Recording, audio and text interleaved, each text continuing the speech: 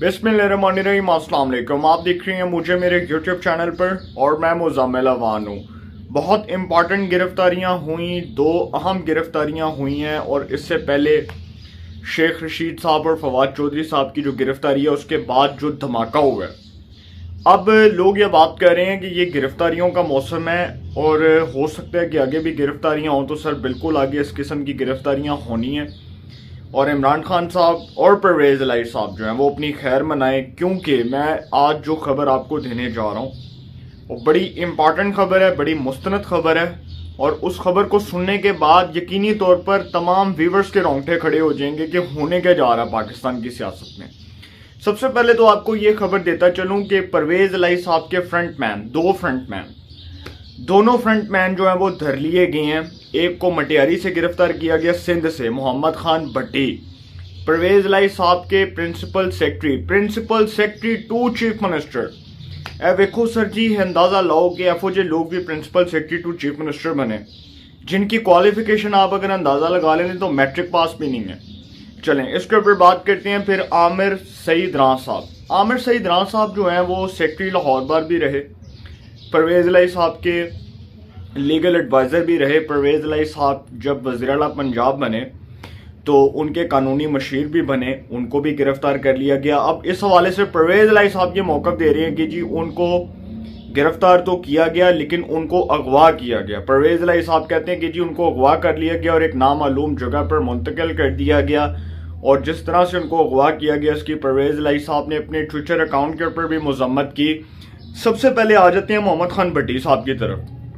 मोहम्मद खान भट्टी साहब जो है ना, इन्होंने करप्शन के तमाम रिकॉर्ड कैसे तोड़े, इसके ऊपर बड़ी डिटेल के साथ बात करने जा रहा हूँ। सर ये एक आप समझ लें कि एक बहुत ही गरीब फैमिली से ताल्लुक़ रखते थे।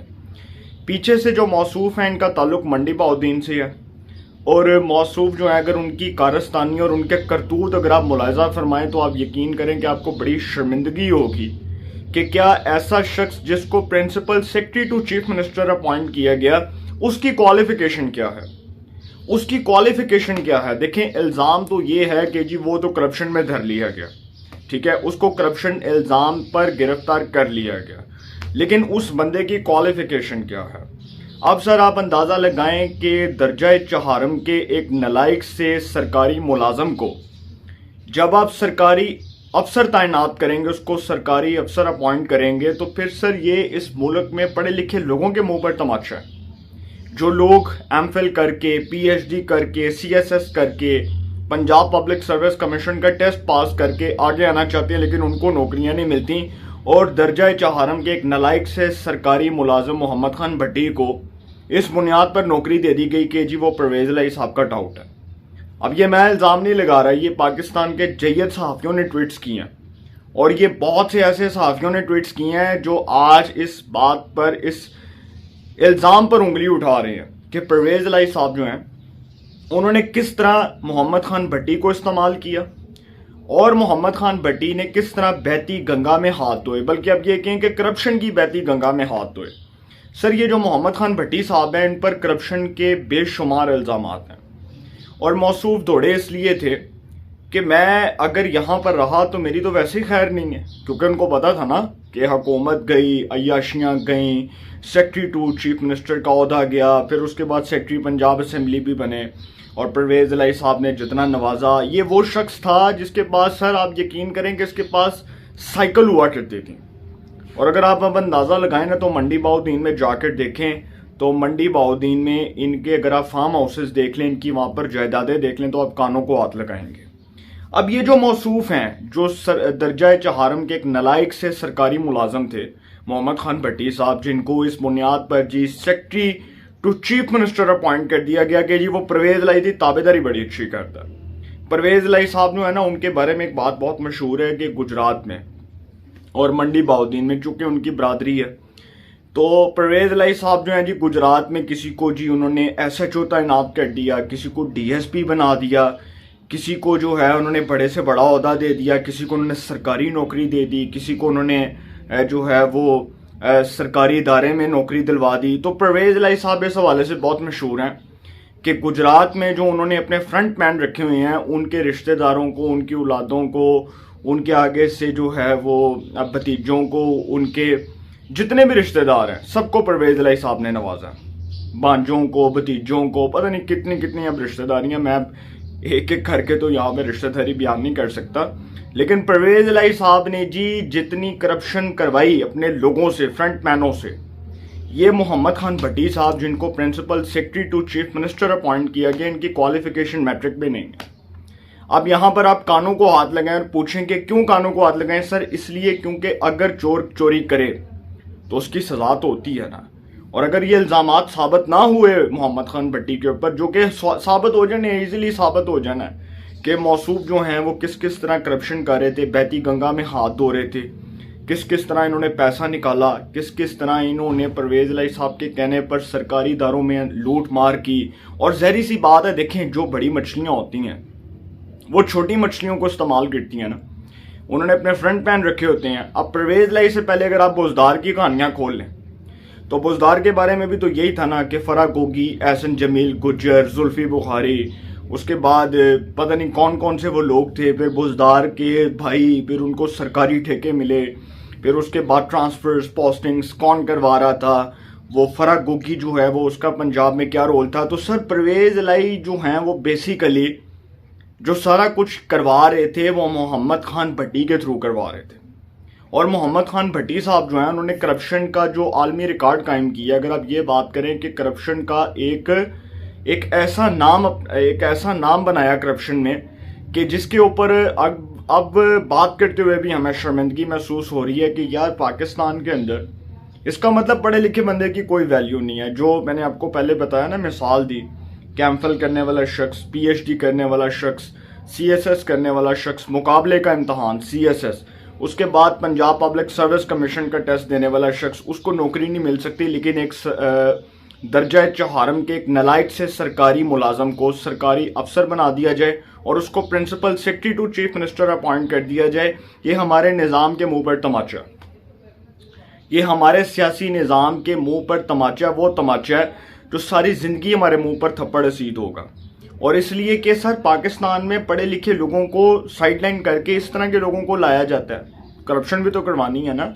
पढ़ा लिखा बंदा जो मेरिट पर आएगा, जिसने मेरिट को, जिसने असूल को मद्देनज़र रखना है, जिसने वक्त की पाबंदी करनी है, जिसने डंके की चोट पर बात करनी है, वो शख्स हमें काबिल कबूल नहीं है। हमारे पॉलिटिकल सिस्टम को वो काबिल कबूल नहीं है।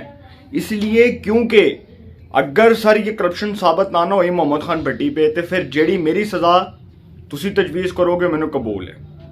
और फिर मैं ये बात करूं कि अगर मोहम्मद खान भट्टी पर करप्शन साबित ना हुई तो फिर जेड़ी चोर दी सज़ा हो मेरी सज़ा। ये बात मैं आपको मुंह पे कह रहा हूं। ये करप्शन साबित होनी है, ये करप्शन साबित होनी है मोहम्मद खान भट्टी के ऊपर, जो उनको पकड़ा गया ना। और देखें मौसूफ भागे कहाँ हुए थे। मौसूफ जी मटियारी भागे हुए थे, सिंध का एक इलाका है मटियारी, वहां पर मौसूफ भागे हुए थे। पहले तो जो छापे पड़े, उधर पुलिस ने कुछ लोकेशंस को ट्रेस किया और पता चला कि जी मौसूफ जो हैं वो दौड़ गए हैं, दौड़ ला के भज गए हैं, क्योंकि उन्होंने पता सी कि मैं फड़े जाना है, पटीकिया जाना है, मुझे तो उन्होंने छोड़ना ही नहीं है। तो मौसूफ ने क्या किया कि मौसूफ सिंध भाग गए कि यार वेखो जरदारी का इलाका है, तो फिर मैनू किन्ने फड़ना है, मैनू तो कोई फड़ेगा ही नहीं। हाँ ये परवेज इलाही फोन कर दे जरदारी को कि जी जरदारी साहब वो मोहम्मद खान भट्टी आया होया सिंध, ठीक है, टूर ते आया होया, उन जी सैर सपाटा करन आया है, वो वैसे ही आए हुए हैं सर, कोई बात नहीं, वैसे ही आए हुए हैं, चले जाएंगे, थोड़े 2-3 दिन की बात है। लेकिन सर छुपने के लिए भी सिंध का इस्तेमाल किया, क्योंकि पंजाब का पता था कि पंजाब में सिक्योरिटी वैसे ही बहुत हाई अलर्ट होती है, तो कहीं पर मोटरवे पे जाते हुए पकड़ लिया जाए, उधर धर लिया जाए, या लाहौर में किसी भी पब्लिक प्लेस के ऊपर धर लिया जाए। तो मौसूफ ने ऐसी जगह का इंतखाब किया कि सिंध भाग गए, मटियारी भाग गए। अब ये जो मौसूफ हैं इनको पकड़ने के लिए पहले तो पुलिस ने छापा मारा, और वो जो छोटे छोटे गैंग्स जो ऑपरेट किए जाते हैं उनके पास पुलिस गई। जब वहां पर पता चला कि ये मोहम्मद खान भट्टी के बारे में बहुत सी चीजें जानते हैं, तो पुलिस ने वहां पर उनको खड़ा किया, उनको शामिल तफ्तीश करते हुए उनको कहा कि जी मोहम्मद खान भट्टी ने फोन मिलाओ, अपने सामने फोन करो, कि ये साबित नहीं करवाना कि पीछे पुलिस है। वो फोन किया, पता लगा कि जी मौसूफ मटियारी बैठे हैं, पीडीएम की हुकूमत है, इत्तेहादी जमातों की हुकूमत है, पाकिस्तान डेमोक्रेटिक मूवमेंट की हुकूमत है, उन्होंने सिंध में कायम अली शाह साहब को फ़ोन किया, उन्होंने सिंध में मुराद अली शाह साहब को फ़ोन किया, वो जी मिनटों में पकड़े गए। पता चल गया कि जी मौसूफ जो हैं वो मटियारी में छुपी हुई हैं और वहाँ से उनको पकड़ के हिरासत में ले लिया गया। अब जो चीज़ें सामने आनी हैं, जो इल्ज़ामात हैं मोहम्मद खान भट्टी के ऊपर, और जो चीज़ें सामने आनी है सर, वो बड़ी खौफनाक चीज़ें होंगी, बड़े सनसनीखेज इंकशाफात होंगे इनके करप्शन केसेस से मुतल्लिक, और पता चलेगा कि मोहम्मद खान भट्टी जो है वो किसके कहने पर करप्शन कर रहा था और किसके कहने पर उसने जो है वो करप्शन की बहती गंगा में हाथ धोई, किसके कहने पर वो जो गैंग्स हैं वो ऑपरेट किए जा रहे थे। और पंजाब के अंदर जो सरकारी लूट मार, रिश्वतखोरी का जो बाजार गर्म था, जो जिसके पीछे सुनना है कि जी परवेज़ इलाही साहब का बहुत बड़ा हाथ और बड़ा रोल है, तो सर जिस दिन ये इंक्वायरियाँ खुल गई उस दिन सारा कुछ खुल जाएगा। उस दिन सारी हकीकत कौम के सामने आ जाएगी और पता चल जाएगा कि कौन जो है वो क्या क्या कर रहा था और कौन किसके कहने पर ये सारा कुछ कर रहा था। ये सारी चीज़ें खुलेंगी। फिर दूसरी बात कि जी परवेज़ इलाही साहब जो है ना वो अपनी औलाद के हाथों जलील हुए। उनके साहिबजादे मोनस इलाही साहब ने भी रहती सहती कसर निकाल दी। पहले तो इमरान खान साहब ने जो जलील करना था वो किया, फिर उसके बाद मोनस इलाही साहब ने जो परवेज़ इलाही साहब के साथ जो किया, परवेज़ इलाही साहब सारी ज़िंदगी याद रखेंगे कि उनके साथ हुआ क्या, कि मोनस इलाही साहब जो हैं वो गलत मशवरे देते रहे। और आप देख लें कि गलत एडवाइस देने वाले लोग ही मरवाते हैं। तो परवेज़ इलाही साहब को बेसिकली जहां पर इमरान खान साहब ने मरवाया वहीं पर उनकी औलाद ने भी मरवाया। और मोनस इलाही साहब के जो वो गलत मशवरे थे, गलत इकदामात थे और वो जो गलत फैसले थे वो परवेज़ इलाही साहब को ले डूबे। अब परवेज़ इलाही साहब के घर पर भी छापा पड़ा, उसके ऊपर तो मैं बाद में आऊँगा। पहले आता हूँ आमिर सईद रां के ऊपर।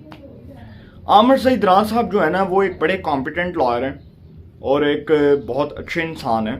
लोग उनकी तारीफ़ करते हैं। वो सेक्रेटरी भी रहे लाहौर बार के और लाहौर बार का इलेक्शन भी लड़ा और उसके बाद वो सेक्रेटरी लाहौर बार भी बने। तो आमिर सईद रां साहब जो हैं वो जी परवेज़ इलाही साहब के लीगल एडवाइज़र थे।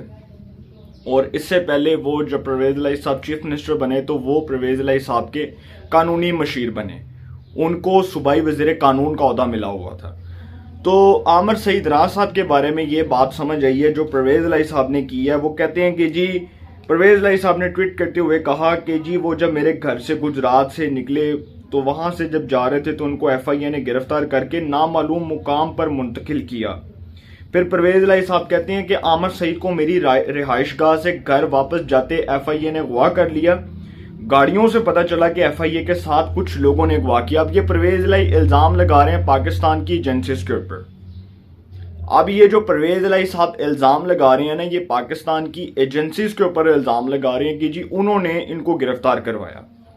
अब ये इल्ज़ाम में किस हद तक हकीकत है, इसमें कोई हकीकत नहीं है। देखें, कोई इल्ज़ाम के बगैर गिरफ्तार नहीं किया जाता। किसी भी शख्स को या तो शक की बुनियाद पर गिरफ्तार किया जाता है या उसके ऊपर कोई एलिगेशन होता है कि उसने कोई गलत काम किया। अगर अब इस चीज़ का इल्ज़ाम परवेज़ इलाही साहब ये कहते हुए करेंगे जी नहीं जी कुछ लोग भी थे FIA के साथ, तो इट मीन्स कि वो पाकिस्तान की इंटेलिजेंस के ऊपर ये इल्ज़ाम लगा रहे हैं, हसास इदारे के ऊपर, एजेंसीज के ऊपर ये इल्ज़ाम लगा रहे हैं कि उन्होंने इनको अगवा किया और इनको धर लिया गया। अब आमिर सईद रां साहब का जो मामला है उसके ऊपर मैं ज़्यादा डिटेल से बात इसलिए नहीं करूँगा क्योंकि ये मामला अदालत में भी जाना है और वकला बरादरी जो है, लाहौर हाई कोर्ट बार, उसके बाद Pakistan bar council, supreme court bar, उन्होंने सब ने इसके ऊपर मुज़म्मती करारदाद मंजूर करवाने की भी बात की और ये भी कहा कि जी बतौर लॉयर्स के हम लोग इसके ऊपर पूरा जो है वो अपना मौक़िफ़ पेश करेंगे।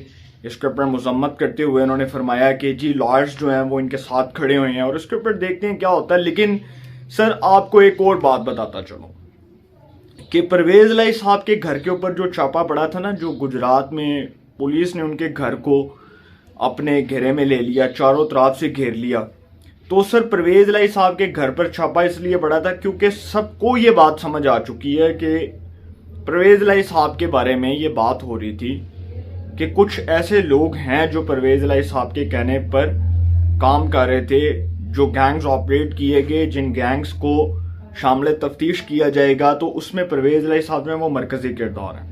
और परवेज़ इलाही साहब से ज़्यादा मोनस इलाही साहब का नाम है, जिनके ऊपर एक वक्त में पंजाब बैंक का स्कैंडल भी खुला था, पंजाब बैंक करप्शन केस, जब परवेज इलाही साहब 2007 में वज़ीर आला पंजाब थे, उसमें बड़े बड़े लोगों के नाम आए थे।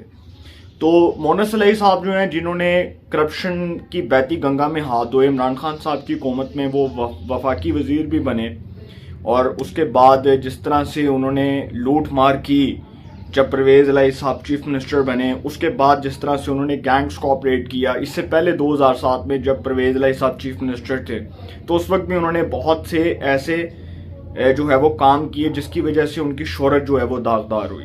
तो मोनस इलाही साहब ने भी नहीं बचना। सर मैं आपको एक बात बता दूं कि मोनस इलाही साहब ने भी नहीं बचना, और FIA जो है वो मुतहरिक हो चुका है। परवेज इलाही साहब की किसी भी वक्त गिरफ्तारी हो सकती है, और अभी मुझे नहीं पता कि क्या होता है, क्योंकि अभी मैं व्लॉग कर रहा हूँ और वक्त का कुछ पता नहीं होता कि किसी भी टाइम परवेज इलाही साहब धर लिए जाएँ कि मोहम्मद खान भट्टी साहब जो हैं वो इस बात की तस्दीक कर दे कि जी जो मैं कर रहा था वो परवेज इलाही के कहने पे कर रहा था, और आमिर सईद राह साहब जो हैं उनसे भी तफ्तीश होगी, उनको भी शामिल तफ्तीश किया जाएगा। लेकिन सर इमरान खान साहब ने नहीं बचना। अब आप मुझसे पूछें कि क्यों? इमरान खान साहब जो हैं, जो समझ चुके हैं कि जी मैं जो है वो बड़ा पॉपुलर लीडर हूँ, और मेरी पॉपुलैरिटी और मेरी फ़ैन फॉलोइंग को देकर अदालतें जो हैं वो ये फैसला करेंगी कि जी हम तो इमरान खान जैसा लीडर ही नहीं कभी देखा, और इमरान खान तो बड़ा पॉपुलर लीडर है, लिहाजा उसको सज़ा नहीं दे सकते, अगर उसको सज़ा दी तो आवाम सड़कों पर आ जाएगी और हमारे फैसलों को कुचल देगी। तो सर ये सब बकवास है। इमरान खान साहब के ऊपर जो इल्ज़ामात हैं, जो उनके केसेस हैं, उनके फैसले होने हैं। फॉरेन फंडिंग केस का फैसला होना है, तोशाखाना केस का फैसला होना है, सीटा वाइट केस का फैसला होना है, तौहीन इलेक्शन कमीशन केस का फैसला होना है, और इमरान खान साहब जो हैं कहीं से बचते नज़र नहीं आ रहे।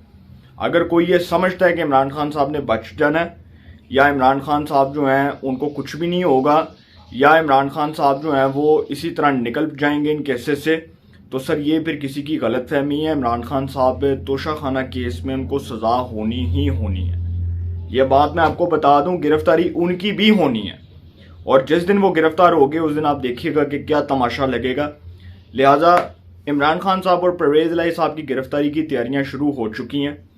बस कुछ देर इंतज़ार करें, उसके बाद आपको ये खबर मिलेगी कि इमरान खान साहब और परवेज इलाही साहब धर लिए गए। अपनी राय का कमेंट्स में ज़रूर इज़हार कीजिएगा। इंशाल्लाह एक नए सेगमेंट के साथ फिर मुलाकात होगी। अपना बहुत ख्याल रखिएगा। अल्लाह निगहबान।